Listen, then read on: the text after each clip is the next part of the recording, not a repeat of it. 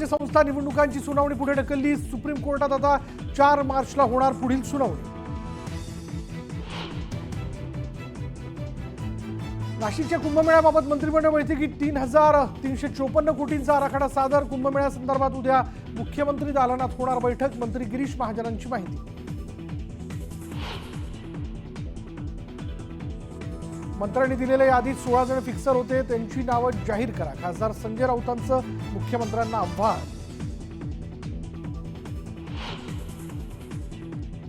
नीलम गोरे 2 दिवसात पत्रकार परिषद घेणार। उद्धव ठाकरेंवर केलेल्या आरोपांवर देणार स्पष्टीकरण।